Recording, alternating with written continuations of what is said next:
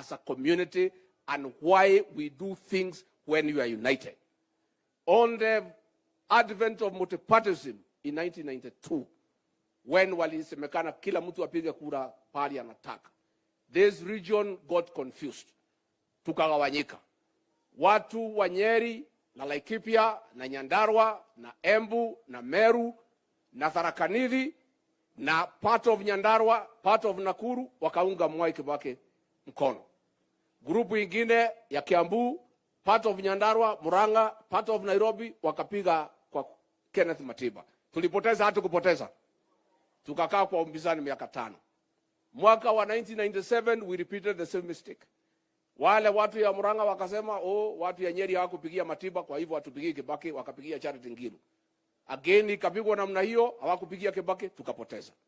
In 2002 this community made a decision that never again in our journey, in our politics, shall we be divided.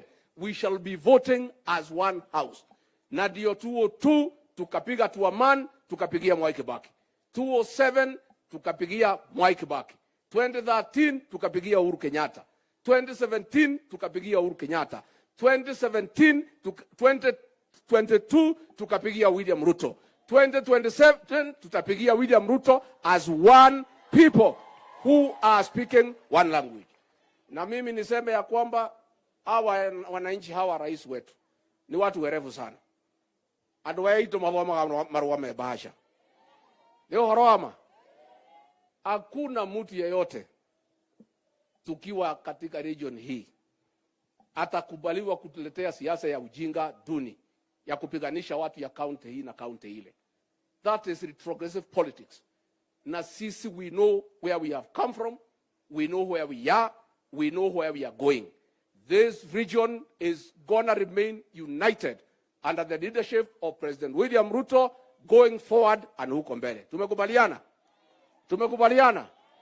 No ni mukiwe andu angi magiciria kuri undu hi mangibangira nyumba eno itu. Ndimere mukungire akorire u? Mukungi akorire u? Ndikwenda gukiria hau, ngendigeria njau. Katiguo na njuge ithue tuli andu ogi na ngembici umaga naku wega umaga naku yanageria ki muri undu ogi ndikwenda gukiria hau mwenda kuga ithue twibange na muthuri ugwitwo Ruto twibange nake muthuri ugwitwo Ruto ni atwarite wega thirikari yake kuma riria athondekire atuigite wega maminista agatuhe ma PS akarora barabara citu akarora maundu maitu ithue turenda tumunyite mbaru tondu ni mundu mwega na maundu maria mothe twaiguithanirie nake ni ahingitie na tutikwenda kuganio ni mundu tukwenda kumunyitirira tuthie tumunyitiriire athie na mbere na gwatha bururi uyu witu ni twaiguithania uguo. Nikimalizia chief whip wetu bwana Osoro, mimi najua umekasirika ile mambo naendelea kotini na uko na haki ya kukasirika na Wakenya wengine pia wanakasirika, lakini vile we are country of the rule of law, wacha tu we obey court orders where they are, lakini tupewe nafasi kulalamika where they are out of order, si ndio? Kwa sababu tukikosa we don't obey, then we can have anarchy. But I know many people are very unhappy with what is going on. Makesi imekaa ya mashamba kotini 30 years, 40 years. Watu wanakufa hawajapata title zao, watu wakishikwa wanaachiliwa. And I want to say nikiwa hapa Nakuru, leo asubuhi nilikuwa na MCAs ya Nyandarua, 41 of them. Niliwaomba waunde sheria ya kupigana na pombe ile haramu ya sumu. Wametengeneza sheria, wameniletea leo. Wewe ukipatikana na ile pombe haramu, ile inaua vijana wetu, faini ya milioni 10 ama unafungwa miaka 10. Na ndio sasa watu wajue hakuna mchezo. Na mimi nauliza County Assembly ya Nakuru, please borrow a leaf from your neighboring county.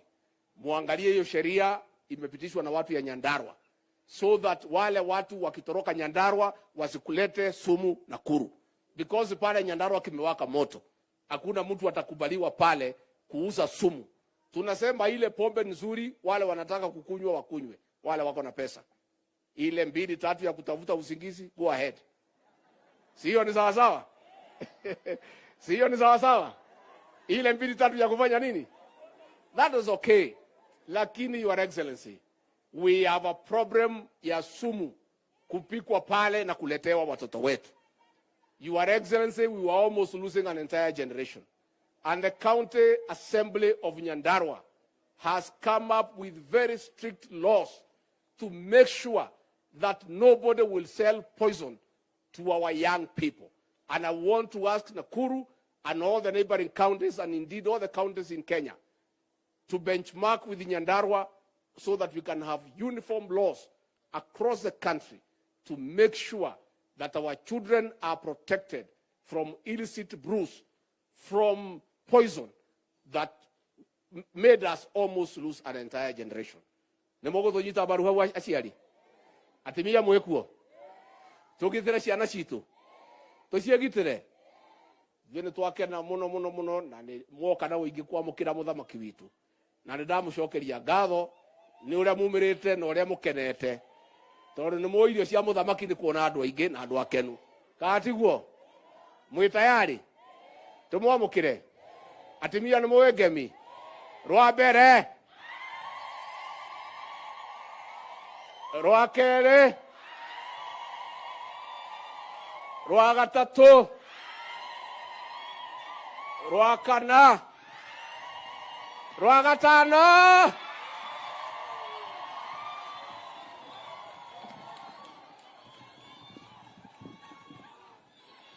Aya, asanteni sana, tafadhali tuketi chini wale mko na viti. Waheshimiwa viongozi wote wakiongozwa na Deputy President na wananchi wa hapa Munanda, Elementaita, Gilgil na Nakuru, hamjambo. Hamjambo tena. Bwana Yesu asifiwe. Andu aito moriega. Mwathani agosho. Bwana Yesu asifiwe. Hebu mnisalimie hivi ya mwaka mpya. Basi. Kwanza mimi nataka nimshukuru Mungu ametupatia nafasi tumefika hapa Munanda. Na nyinyi mnajua mara ya mwisho tulikuwa hapa ilikuwa ni siku ya kuomba kura. Si namna hiyo? Na hapa ilikuwa na vumbi nyingi. Hey, nimeshangaa sana, kumbe dunia hii ni mzuri kiasi hii kama hakuna vumbi. So asanteni sana. Wacha nichukue nafasi hii kwa sababu ndio mara ya kwanza mimi kufika hapa. Watu wa Munanda, watu wa Elementaita, watu wa Gilgil, asanteni sana kwa kura zenu. Narudia tena kusema asanteni sana kwa kura zenu na kwa kutuombea. Mimi nawashukuru kwa sababu mumenipatia viongozi ambao mimi nafanya kazi na wao. Mumenipatia MCA wenu, mumenipatia mjumbe wenu wa nguvu, mumenipatia governor wenu, mumenipatia viongozi wote ambao mimi nashirikiana na wao, na mimi nataka niseme pongezi sana. Niwahakikishie ya kwamba mimi nitafanya kazi na viongozi wenu wote ili tuweze kusukuma mambo yenu ya maendeleo iweze kwenda mbele. Mimi nimefika hapa leo kwa sababu shule hii niliwaambia, hii college ya Gilgil Technical Training College and TVET ni ya muhimu sana. Na mimi nashukuru mjumbe wenu kwa sababu tayari amepanga vile watoto watafika hapa hata mbele ya sisi kufikisha equipment ya kuendesha masomo katika sehemu hii.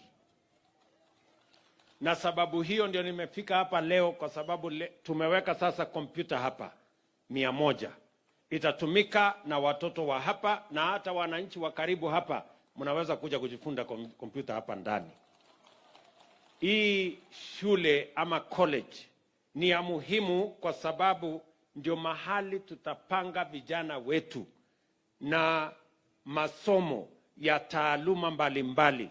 Many courses are going to be taught in this Gilgil Technical Training College. Hapa tutakuwa na course ya aina nyingi na tunatafuta vijana wengi katika ile mpango tuko nayo ya maendeleo ya Kenya. Tuko na mpango ya housing, tuko na mpango ya digital jobs, tuko na mpango ya masomo ama tuko na mpango ya afya. Tunahitaji vijana ambao watakuwa wamesomea taaluma mbalimbali kwa colleges zetu za Kenya, ikiwemo college hii yenu ya Gilgil. Kwa hivyo, this is going to be a very important facility in developing and sharpening the human capital we need to drive the development of Kenya. Na ndio sababu hiyo nimekuja kuifungua rasmi na kuwaambia ya kwamba hii college itakuwa katikati ya mipango yetu ya kupeleka hii Kenya mbele.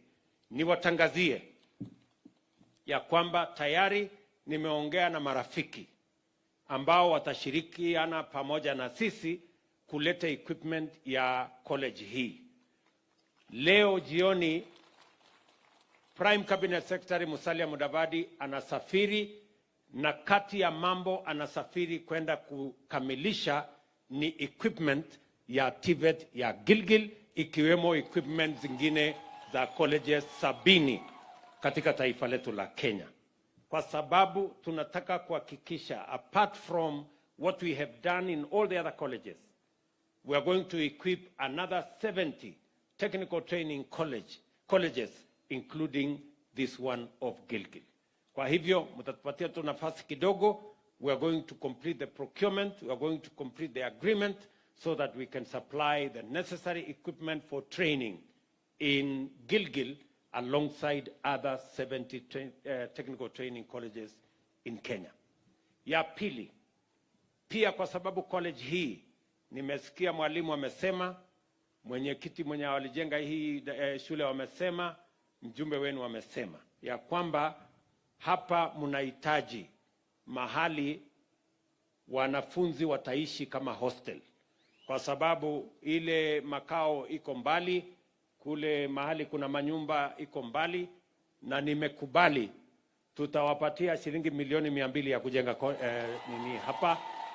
Na nimemwambia huyu mrembo wenu, mjumbe wa hapa, nimempanga tayari na waziri wangu wa mambo ya housing, Mama Alice Wahome, na PS Bwana Hinga ambaye anatoka hapa Nakuru, kwamba tutafanya procurement kufikia mwezi wa 6. Tutaanza kujenga, pengine even earlier, tutaanza kujenga hostels ya wanafunzi hapa katika college yetu ya Gilgil.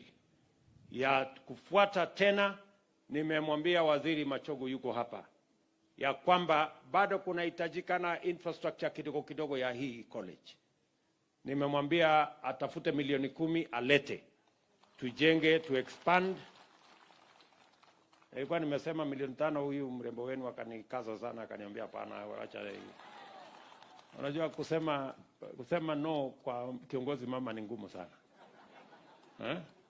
So nimekubali ya kwamba tutawasaidia milioni nyingine 10 ya kuhakikisha kwamba kuna madarasa ya kutosha na equipment zingine na vitu zingine ambazo zitasaidia sehemu hii, kwa sababu hapa tunataka kuwa na college kubwa. Sasa kwa sababu mimi nimefanya sehemu kiasi na ile ingine nitakamilisha, iko tu shida moja imebaki kwa hii college: wanafunzi. Na hiyo wanafunzi, nyinyi ndio mtafanya hiyo kazi. Wanafunzi mtawaleta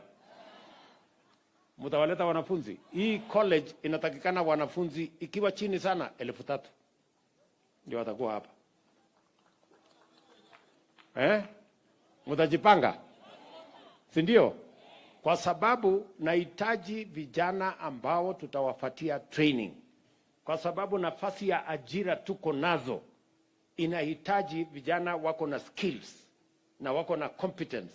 Na kwa sababu tumetoa nafasi hiyo, tumejenga college, najenga hostel, tutaongeza madarasa, tuko na walimu. Mmesikia waziri Machogu amesema ya kwamba this week tunaajiri walimu wengine 2,000 ambao watatusaidia kufundisha katika TVET kama hii. So we are pulling our resources towards making sure that training is possible for all, a majority of the young people in Kenya.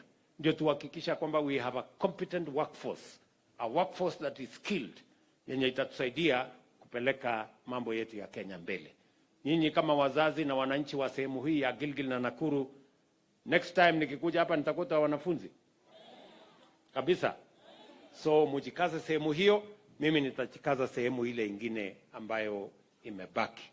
Ya pili, mumeniambia vile vile kuhusu mambo yenu ya barabara. Huyu Mheshimiwa Martha amesema kuna barabara ya Gilgil kwenda mahali inaitwa Kenyeriri, tulikubaliana. Lakini sasa nitaweka kwa mpango kuanzia mwezi wa 6 nitapanga hiyo. Lakini kuna barabara ambayo iko hapa mahali inaitwa Jogoo. Inakuja hapa kwenu. Inaenda hapa si ndio? Kiptangwanyi. Alafu inateremuka mpaka tangi mingi huko, tangi 5 ama sijui tangi ngapi. Si ndio? Hiyo barabara nimeambiwa ni karibu kilomita 25. Hiyo barabara nimekubali next month tunakuja kuanza kujenga. Tunafanya saa hizi, tunaendelea na procurement. Tunatafuta mtu ya kujenga hiyo mahali. Sawa sawa. So kufikia mwezi ujao mimi nitarudi hapa kuanzisha ujenzi wa hiyo barabara. Kwa sababu na nimesikia vile Jane amesema ya kwamba ikifika huko mbele tuunganishe na ingine huko mbele ndio iende kufikia Naivasha. Ndio safari yenu hapa ikuwe rahisi. Vile vile gavana wenu amesema kuna barabara ile ya Elementaita. Na hiyo barabara pia ilikuwa na contractor mwingine mjeuri anaitwa Nyoro. Mimi nimesikia kwamba mnasema ati huyo Nyoro tumfukuze. Sasa nyinyi mmechelewa.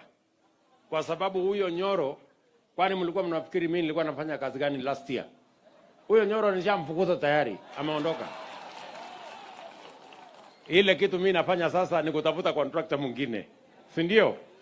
Kwa sababu ameshindwa kujenga daraja, badala ya kujenga barabara amejenga potholes. Nasikia potholes ni mingi kuliko barabara. Na hiyo sio kazi tulimpatia. Tulimpatia kazi ya kujenga barabara na daraja. So kwa sababu ameshindwa, tumeshamsafirisha tayari na nimemwambia Waziri Murkomen ya kwamba apange sasa tuweke contractor mpya pale. Si ndio? Na nilisikia fununu, sijui kama kuna ukweli, kwamba huyu Murkomen ati ni shemeji yenu karibu na hapa. Ni kweli? Basi nimejua vile nitafanya. Sasa huyo nitaenda na nyinyi msione mtu huruma. Asipopanga hii kazi, ule mtoto wenu mwende mchukue. Ama namna gani? Kwani shemeji kazi yake ni kufanya nini? Si ni kupanga kwa wasemeji, mambo ikae sawa sawa. So hiyo ni mzuri. Nilikuwa nataka tu kuconfirm kwenu kama hiyo nilisikia ni fununu ama kuna ukweli. Iko ukweli? Basi tunajua vile hii kazi itafanyika haraka haraka. Tunaelewana? Na ile kazi ingine ambayo mmetuuliza, pia mjumbe wenu amesema pale Gilgil Town. Pia tuko na program kubwa ya mambo ya kuwa na Kenya Medical Training College. Mama huyu amesema ataweka milioni 10, mimi nitasaidia yeye milioni 20, na ikihitajika pesa ingine huko mbele tutapangana na yeye. Sasa wewe Martha, enda anza kujenga. Mimi nitakupata hapo mbele. Mimi nitajaribu kuweka pesa hiyo 20 million kwa hiyo budget inakuja mwezi wa 6, wewe anza na yako. Si namna hiyo? Si nimpate mbele akiendanga. So nitakupata mbele ndio tuendanishe pamoja. Vile vile mimi nataka niwaambie watu wa Nakuru. Nilikuwa Nakuru juzi. Na niliwaambia tuko na program kubwa ya housing. Kwa sababu nilisimama hapa katika hii uwanja na nikasema tutapanga vile vijana wa Kenya watapata ajira. Kwa sababu tatizo kubwa ya Kenya ni kukosekana kwa ajira. Ni kweli ama si kweli? Tuko na vijana wengi wamemaliza form 4, wamemaliza shule, wengine wako na certificate, wengine wako na diploma degree, lakini ajira ndio haijapatikana. Si ni kweli?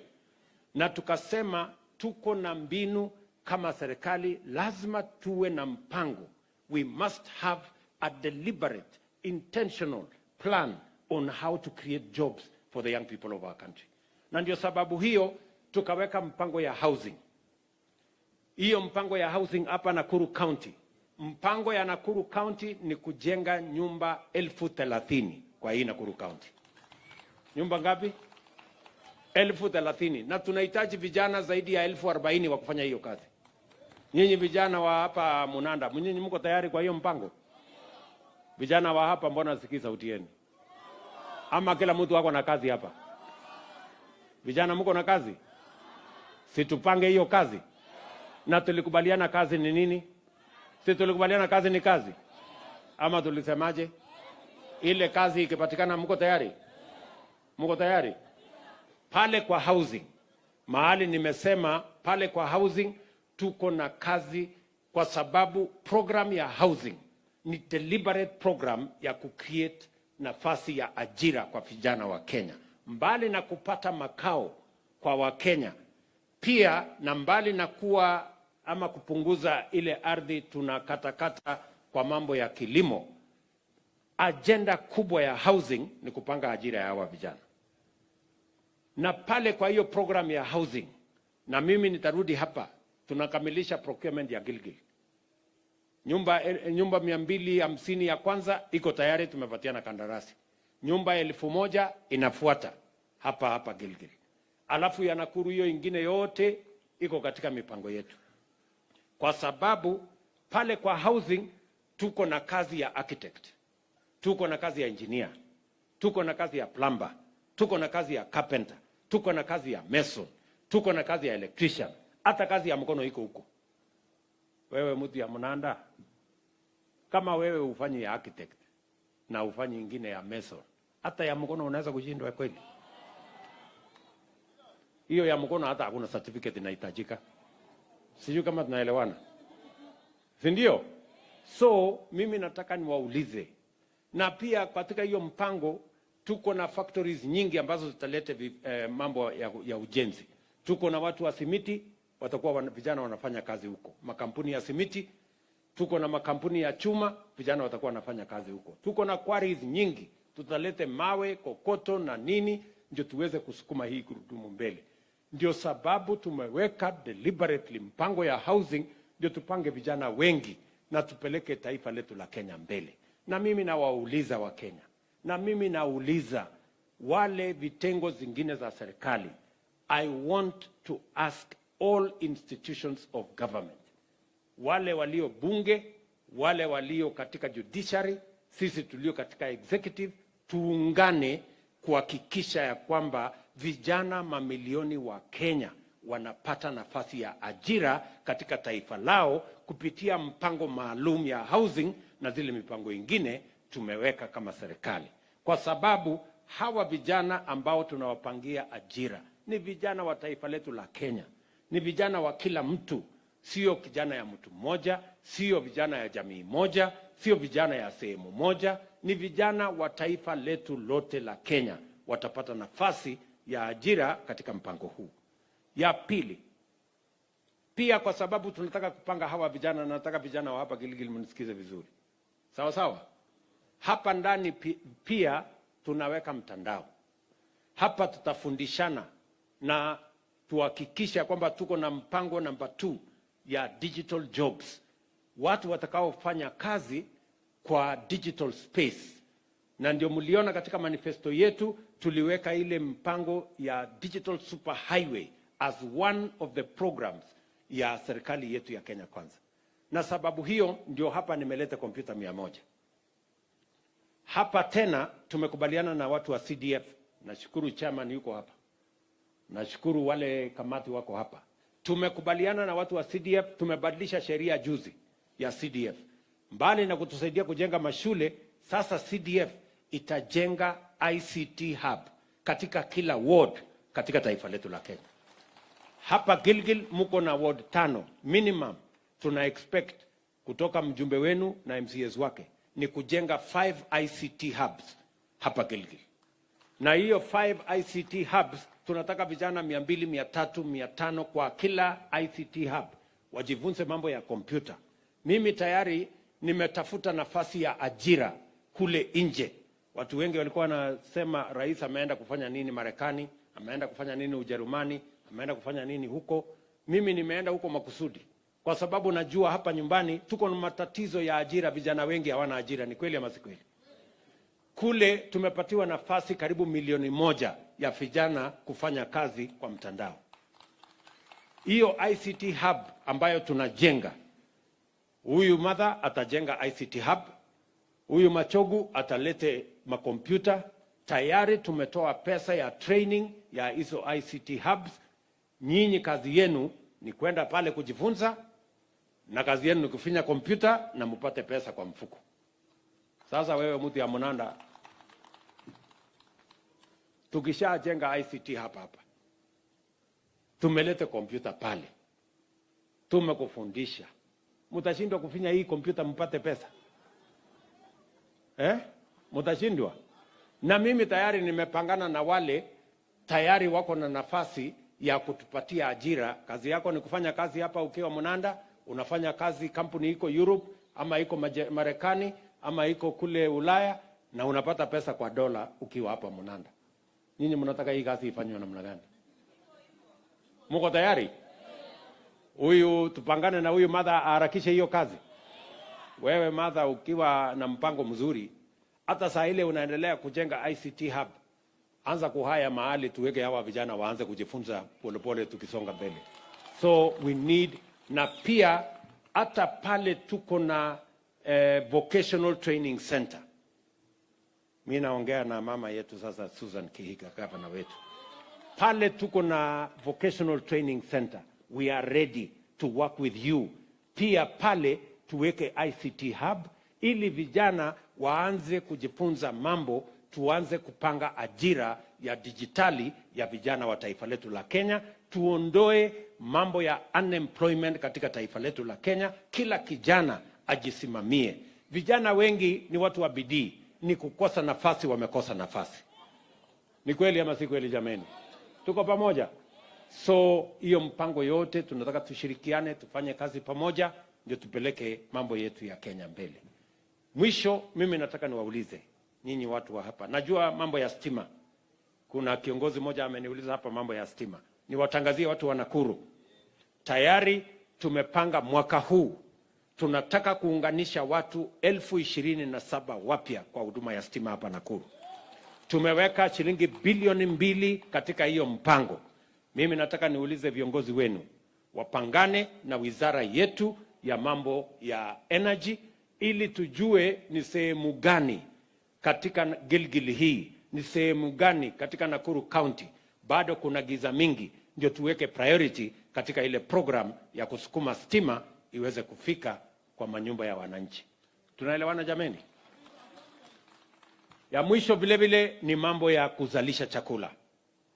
Mimi nashukuru gavana wenu, wakati wa last year tuliweka mpango ya fertilizer. Ile fertilizer ilikuwa inauzwa 7,000, tuliteremusha 3,500. Hapo katikati nimesema tena iteremuke ifike 2,500. Na hiyo mambo yote tumeweka mpango kamili. Mimi nataka wale wote ambao wanahusika tuwasaidie wakulima. Tunataka hiyo mbolea watu wasiende kutafuta kule Nakuru ama Gilgil, iletwe hapa karibu. Ndio viongozi wa hapa wapate nafasi ya kuzalisha chakula, kwa sababu lazima tukubaliane kama wananchi wa Kenya. Saa hizi tunatumia karibu bilioni 500 kuagiza chakula kila mwaka. 500 billion every year we are using to import food. Tunaagiza mahindi, tunaagiza mchele, tunaagiza sukari, tunaagiza edible oil, tunaagiza mambo ingine. Tunatumia pesa yetu mingi kuagiza chakula, na hiyo chakula yote tunaweza kuzalisha hapa Kenya. Si ni kweli? Badala ya kutumia bilioni 500 kwa wakulima, kulipa wakulima wa nchi zingine, si tumie hiyo bilioni 500 kulipa wakulima wetu hapa Kenya.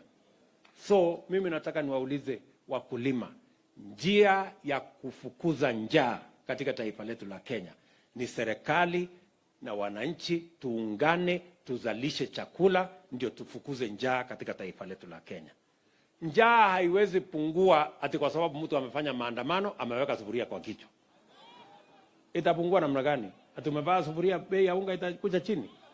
Sio ni ujinga mkubwa sana na upuzi na ukumbavu combined yote tatu. So tafadhali tukubaliane twende safari hiyo pamoja. Mimi nataka ni mhakikishie gavana wetu na wananchi wa hapa ya kwamba mambo ya kutatua shida ya mashamba ni kazi yetu kama serikali. Kwanza ile watu wote hapa, nimesikia vile gavana amenieleza ya kwamba kulikuwa na watu walipatiwa loan na AFC, interest imezidi, imeenda juu sana, na sasa amewacha mimi niwatangazie mambo yote ya interest. Hiyo alikuwa anasema ilikuwa 15,000, sasa imefika karibu 50. Mambo ya interest tutaondoa kama serikali. Tunaelewana? Na mambo ya kupanga vile wale watu wakora katikati huko wananyanyasa wananchi. Hawa watu wote wakora na wezi na wafisadi ndio ilisababisha jana tukaketi chini na Chief Justice na viongozi, speaker wa bunge, na tumekubaliana kukabiliana na wafisadi wote pamoja na wakora na matapeli na hawa maland grabbers. Na mkutano wa jana ni kwa sababu kama serikali, as the entire three arms of government, tumekubaliana ya kwamba ufisadi inarudisha nchi yetu nyuma. Ukora na utapeli inakwamisha maendeleo na transformation ya nchi yetu ya Kenya. Tumekubaliana ya kwamba vested interests na watu ambao wameteka nyara nchi yetu wanatumia vitengo mbalimbali, wanatumia mahakama, wanatumia sehemu gani kuhujumu maendeleo ya Kenya, wanaturudisha nyuma. Na ndio sababu tumeketi chini jana, tumekubaliana ya kwamba sisi wote kama serikali, wale viongozi wa mahakama, viongozi wa bunge, sisi viongozi wa serikali, sisi wote tumekubaliana tutaungana, tutashirikiana. Mchango itatoka kwa legislature, mchango itatoka kwa executive, mchango itatoka kwa judiciary. Tuhakikisha kwamba tunakabiliana na ufisadi, tuondoe ufisadi katika taifa letu la Kenya, ndio Kenya iweze kusonga mbele. Mimi nawauliza pia wananchi wote wa Kenya, tuungane na tusaidiane ili tuondoe ukora, ufisadi, utapeli, ndio Kenya iweze kwenda mbele. Tumekubaliana jameni? Jana nimekubali pia ya kwamba serikali itatoa pesa tuajiri mahakimu zaidi. Na hawa mahakimu zaidi ambao tunawaajiri ni wale wataenda katika section ya anti-corruption, wengi wao. Ndio wale wafisadi ambao ni sugu, tukabiliana na wao. Kwa sababu wanazungushana pale, kesi ya ufisadi inachukua miaka 10, miaka 20. Kuna wengine hata iliamuliwa juzi, ilikuwa inaitwa Anglo leasing, ni 30 years ago. Sasa hata hawajui, watu hawajui ile ilikuwa Anglo leasing ilikuwa nini. Watoto walizaliwa, wakaenda mpaka wamemaliza university, na sasa ndio wanaambiwa mambo ya Anglo leasing. Hii mambo ya expeditious ensuring, and that is the reason why yesterday we convened a whole of government meeting, a whole of government summit between the judiciary, the legislature and the executive, so that together we can deal decisively, firmly and in an organized manner with the challenge of corruption, the challenge of incompetence, and the challenge of vested interests that is undermining the development of our country, that is sabotaging the transformation of Kenya, and that is denying young people in Kenya an opportunity to have a job, that is denying many citizens an opportunity to get treatment, that is denying many citizens their rights as provided for in Section 43 of the Constitution of Kenya, economic and social rights. And I want to promise the country that together, united, we are determined, this time round, we must root out the corruption menace in the Republic of Kenya. We are going to deploy every resource we are going to mobilize every Kenyan to make sure that we deal with corruption and the incompetence and the vested interests that are sabotaging our country. And I want to assure every Kenyan, and I even want to ask all leaders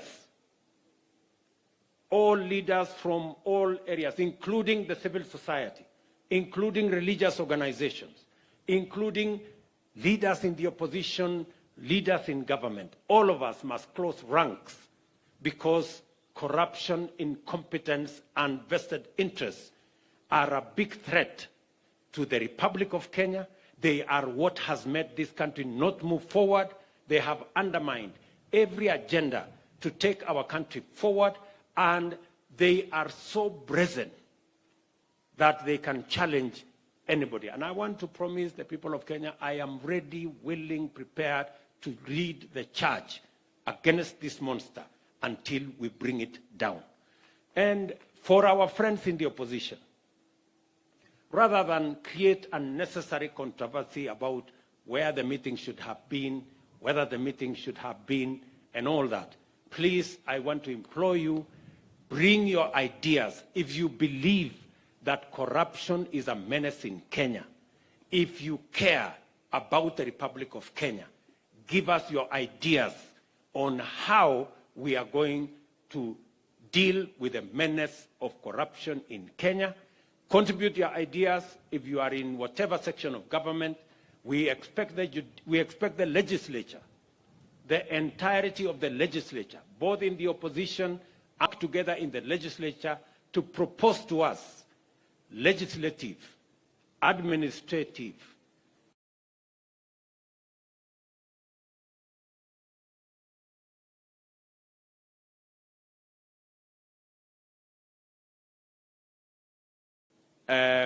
policy positions, corruption, and give us ideas and give us their contribution towards dealing with this challenge. It is not necessary for us to have a controversy on a matter that requires the collective will and the collective effort of all the people of Kenya. Tumekubaliana jameni? Watu wa hapa Gilgil mnasema tupigane na hii ufisadi. Si ndio inatuletea hasara hapa, hakuna title. Watu wachache wanaketi chini kwa mkahawa, wanaongana hapo kotini, wanaongana sijui mahali fulani. Mwananchi badala ya kulipa 9,000 ile mmesikia, anaambiwa lete 40,000. Sio, ni maneno ya bure kabisa. So tumesema hiyo watu wote mambo yao ni matatu. Wafisadi, wakora, matapeli, mambo yao ni ngapi? Si namna hiyo. So na ndio tumepanga watu wengi ile safari ya kwenda jela ikuwe rahisi. Nimeweka hata mawakimu, nimesema tutaajiri more judges, tutaempower mambo ya criminal justice system so that we can deal with that challenge. Mwisho kabisa, mimi nawashukuru sana watu wa Gilgil kwa sababu nyinyi ni watu wa bidii. Watu wa Nakuru kwa sababu nyinyi ni watu wa amani na mnafanya kazi zenu kwa kujitolea. Na asante sana kwa kutupatia nafasi. Sisi wote ambao ni viongozi, kutoka MCA wenu, wabunge wenu, gavana wenu, Rigiji hapa na mimi, sisi wote mmetupatia nafasi. Si ni kweli? Na mimi nataka niwahakikishie kwamba hii kazi mmetupatia tutafanya na bidii. Mimi nataka niulize viongozi wote wenzangu, kutoka ma MCA, wabunge wetu, magavana wetu, viongozi wote, jameni, tuungane. Tumepatiwa kazi na hawa wananchi, na tutakuwa na makosa makubwa kama badala ya kufanya hii kazi, na tuko na agenda kubwa ya Kenya. Tuko na agenda ya transformation ya taifa letu la Kenya. Tuko na agenda ya kuzalisha chakula, tuondoe njaa. Tuko na agenda ya kupanga ajira ya hawa vijana. Tuko na agenda ya kupanga mambo ya matibabu katika taifa letu la Kenya.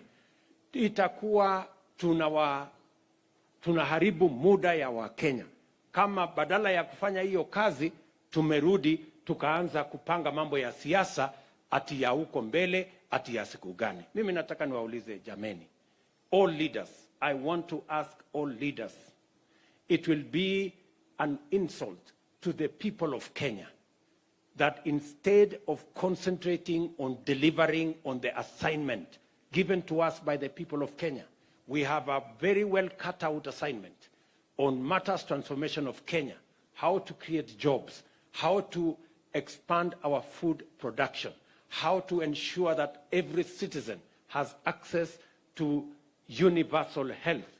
Let me ask all leaders that we focus our attention on the delivery of the assignment that was given to us by the people of Kenya, especially leaders in Kenya Kwanza, leaders in UDA.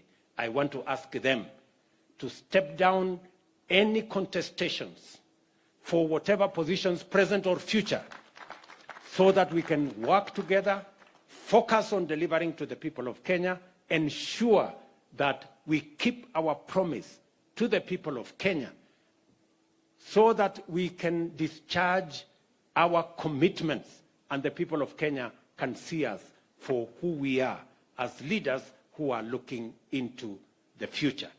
Na wauliza viongozi wote, na mimi na huyu Rigiji, tuko na mpango, tunaelewa.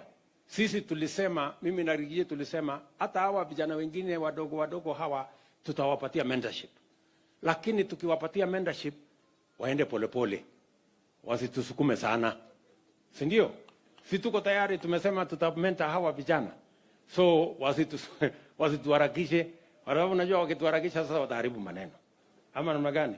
So I want to ask the younger leaders, we are ready to mentor you. Please, do not be in a hurry. Relax. We are different. Mimi na huyu Rigiji, we are different. Sisi sio wale wa kupiga viongozi wengine wadogo. Sisi hawa vijana ni watoto wetu. Tutawapanga polepole, na kuna Mungu mwenye anajua kupanga maneno zaidi. Si namna hiyo? Si ndio?